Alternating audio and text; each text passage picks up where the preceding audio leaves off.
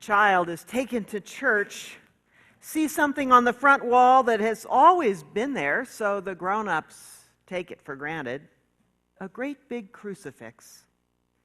"Daddy," says the child, a little too loudly, "why is that man hanging there like that?"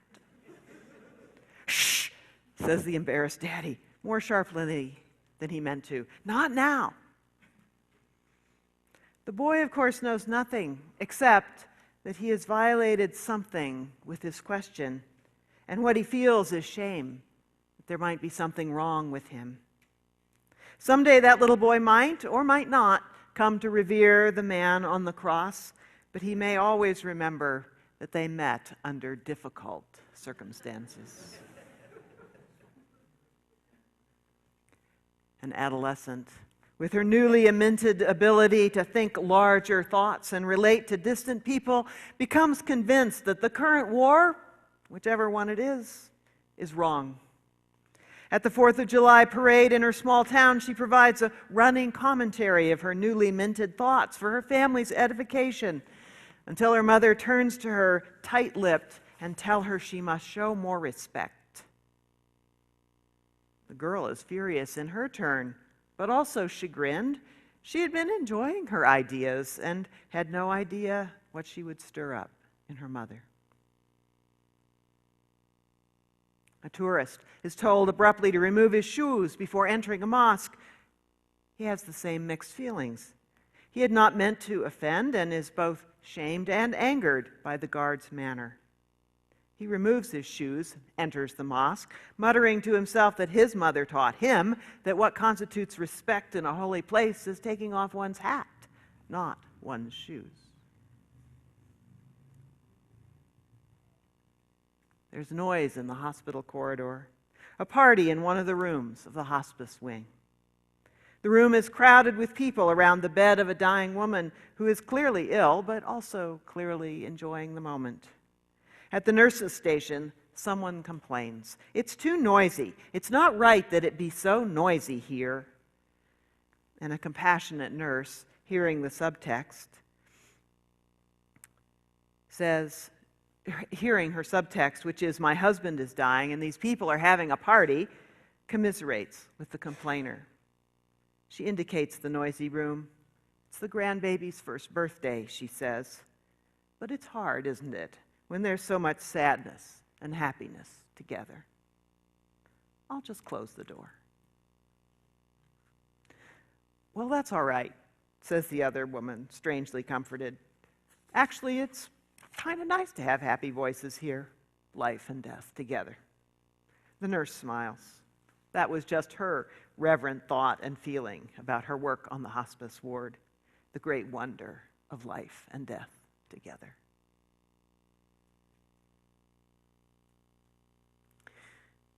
Reverence is one of those old religious words which you use sometimes view with suspicion. We tend to think when we hear it about starched shirts, muted voices, demand for respect when it's not deserved, and of the stifling of dissent. Some of us remember being told that our childish questioning or adolescent criticism or inadvertent adult violation of what others valued was irreverent and therefore forbidden. We remember that painful combination of anger at being stifled and shame at being caught out, and we wonder if anything is really worth that kind of fuss. Reverence is the capacity to feel and express awe and respect of what is larger than we are, of what lies beyond our control: God, nature, justice, truth, nation, democracy, birth, and death, for instance. In the end, reverence is rooted in a deep understanding of our limitations and our appropriately small place in the nature of things. Reverence is expressed by respectful conversation, humble curiosity, by ritual and ceremony and symbolic language, like the use of titles and differential gestures that show the difference in level between the reverent person and what is revered. In a society which values reverence, you don't disparage the President of the United States of America because much as you might dislike him as a person or as a leader, he is still the President of the United States of America. And that symbol is seen to have value and power no matter what the individual is doing. Not so very long ago, political conservatives insisted on this kind of reverence, but respect for those who hold public office seems to have fallen victim to political polarization these days. Conservatives also used to insist that it was disrespectful to wear clothes that looked like the flag, because the flag is, after all, the flag. And it should be displayed with a certain ceremony and not cut up into blouses or sewn into the seat of somebody's pants. The patriotic fervor of 9/11 ended that kind of respect. Some things are still sacred to everyone. Once beyond the age of childhood and able to modulate your voice, when you ask questions about others' religions and cultural observances, you do so quietly and carefully, so that the one who answers feels that they are informing you, not defending what is sacred to them. The sound of taps, even on TV, is met with reverent attention, even in the midst of an unpopular war. After the Boston bombings, sports fans spontaneously joined in the singing of the Star-Spangled Banner.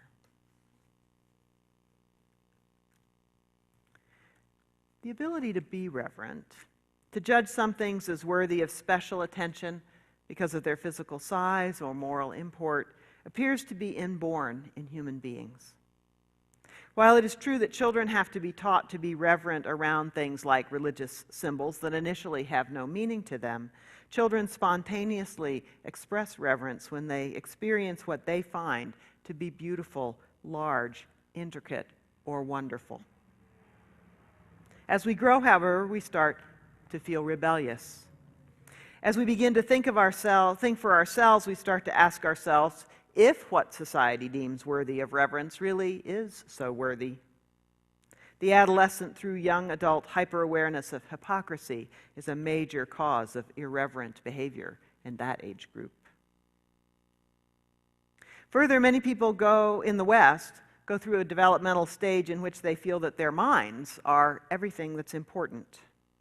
And reverence is almost always expressed in heartfelt and symbolic ways. Ceremonies, uncomfortable clothing, rote words. It was because I disdained such things that I skipped my college graduation, for instance. It was my feeling at the time that the real culmination of my college career had been expressed in my senior recital. Hear that, all about me thing. I had no interest in some dumb ceremony that was going to be all about everybody. By the time I graduated from seminary 7 years later, I was a lot wiser. Another reason that reverence has a bad odor among some people is that it requires that we acknowledge that there are values and systems, emotions and accomplishments that makes some things, some people, some values bigger than we are. And not everybody is delighted to acknowledge that. Some people see the Grand Canyon and just want to buy a souvenir. The demand for reverence can be misused. We know that at times the demand for reverence can stifle legitimate learning, questioning, or discussion, or be used as a cover for a poor argument, or to make things easier for the powers to stay that way. Our mixed emotions about reverence have led us to use the word irreverent as a positive word, meaning, especially amongst youth and in the artistic community, not so much disrespectful as bold, unconventional, and unfettered by tradition. When art or humor or movies are touted as irreverent, it sometimes means that the artist is poking fun at something that's taking itself a little too seriously, or in some ways saying, usually with humor, that the emperor has no clothes. In an odd way, this irreverence is actually in the service of a higher reverence. Artistic irreverence is useful to society when it points out that our reverence, our respect for things higher than we are, has become idolatry. Idolatry is giving ultimate, unquestioning respect and reverence to something that is not worthy. The little boy who cries that the emperor has no clothes has to do that because the foolish adults have a ruler who's too vain to be worthy of his crown. Their reverence has become idolatry, which is reverence for the unworthy. Irreverence is tolerated in the artistic and academic communities just because of its ability to remind us of our true values and to help us see golden calves, naked emperors, and dead symbols for what they really are. When irreverence is not in the service of a higher reverence, it's self-indulgence, merely shocking or sentimental. The flag in the beaker of urine debacle of some years back comes immediately to mind as an example of the merely shocking. In that case, the artist had used our deep feelings of patriotism for no particular good reason, and we therefore feel used and kind of disgusted rather than in any way enlightened. The opposite of being reverent, therefore, is not being irreverent. The opposite of being reverent is being arrogant, shameless, unable to admit that something is higher than oneself, unable to admit that one sometimes falls short. And if we're unable to recognize what's higher than ourselves and respect ourselves in spite of our less than top status in the universe, we will also find ourselves unable to respect those whose ability or status is lower than ours. Arrogance, thinking of ourselves as higher than we are, keeps us from any symbolic or real actions of reverence. You don't think to take off your hat or your shoes on someone else's sacred ground if you think that your God is better than theirs or that no God is better than any. You don't address a teacher with reverence if you're sure you know the subject better than she does. And you may feel very impatient with the reverent hush of your fellow hikers are maintaining as they enjoy the grandeur of the scenery if your focus is instead on impressing those around you with your interesting conversation. The display of reverence towards what is higher than oneself is a spiritual discipline which counteracts arrogance, hubris, and abuse of power. And that is one reason that reverence has been through the ages especially valued in rulers and in those engaged in the use of power, like military leaders. Reverence is a quality of leadership that allows leaders to lead without becoming tyrants, because the reverent leader knows himself or herself to be but instrumental in a larger scheme of things, which he or she is humble enough to realize is not completely knowable. The people can follow a reverent and humble leader without fear that they will be overrun by the leader's pride. Confucius said, "Without reverence, courtesy is tiresome. Prudence is timid. Bravery is querulous. Frankness is hurtful." I'll go further. Without reverence, religion is dead. Politics is tyranny. Service is resentful. Discussion is argument. A lack of reverence, in other words, cuts deeply into the meaning of our lives. With no reverence, everything is mundane. When we feel the need to express dissent, especially in areas like religion and politics where dissent can be seen as lack of respect, how do we then do that?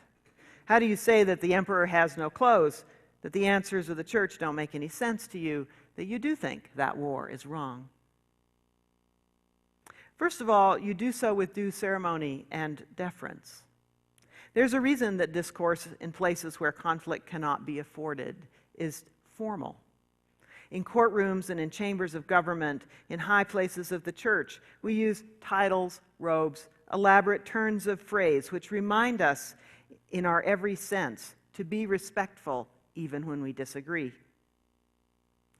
"I beg to disagree with my honored colleague from the state of California," says the senator, and then says whatever is on his mind.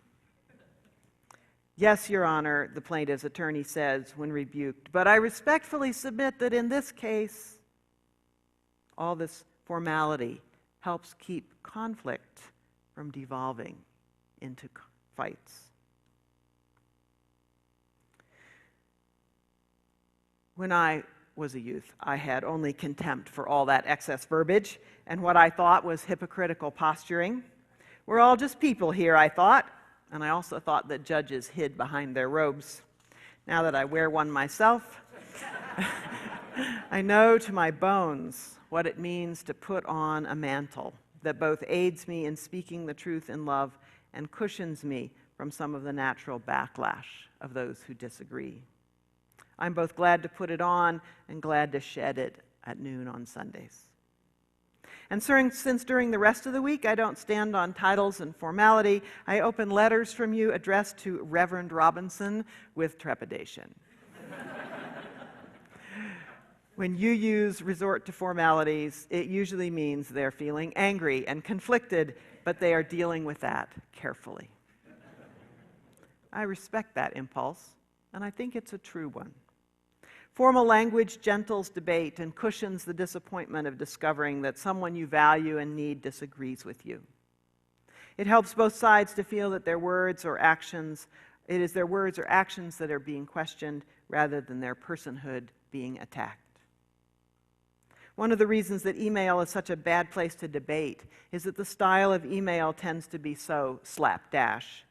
Slapdash is fine when you're working out where to meet for lunch. When there is confusion or disagreement or high feelings, email's informality wreaks disaster. I'm sure you've all been there. Reverent Dissent partakes of a certain formality. Secondly, reverent dissenters, like all reverent people, keep upmost in their minds the thought that they do not know everything and that there might be something to learn from persons on the other side.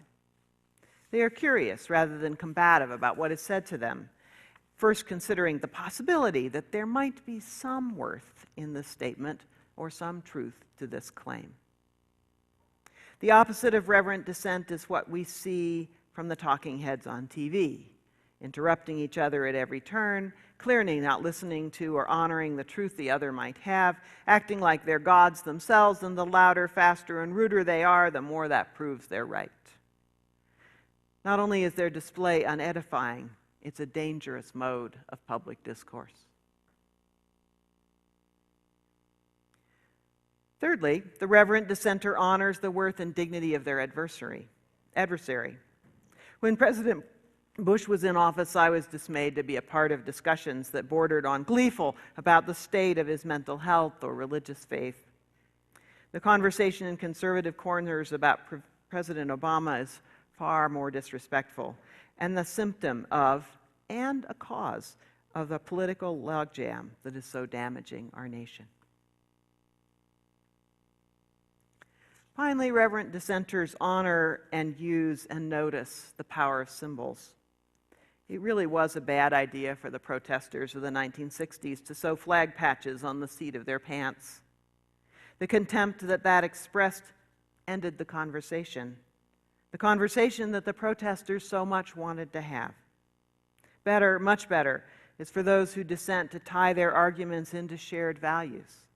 It is patriotic to speak one's mind in a free nation, after all, and patriotic to long for one's nation to be good, respected, and healthy.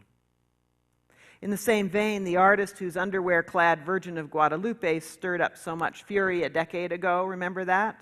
She said she meant to start a dialogue with more conservative religious people about body, sexuality, and theology. But she didn't succeed in that aim, because those she wanted to talk to felt she had trashed their sacred symbol, and they had no desire to talk to her. If we remember, whenever we are tempted to be irreverent or feel the need to challenge the reverence of others, that it's easy to shade into disrespect and arrogance, we may find it easier to judge whether our words, actions, or art will actually do what we want them to do. As to how we express our reverence when we feel it, there are 3 time-honored practices. The first is ceremony. From the simple use of titles to show respect for office, to the more elaborate practices that honor transitions like weddings and graduations, where ceremony is taken seriously, there is reverence. There is an honoring of the deep meaning of the relationships or status or transition that people are undergoing. Second is the setting aside of place. From the carefully dusted shelf of family pictures to the cemetery to the lovely extra touches of wood and care in that sanctuary next door, just wait until you see it. We human beings express our reverence in the care and decoration of places.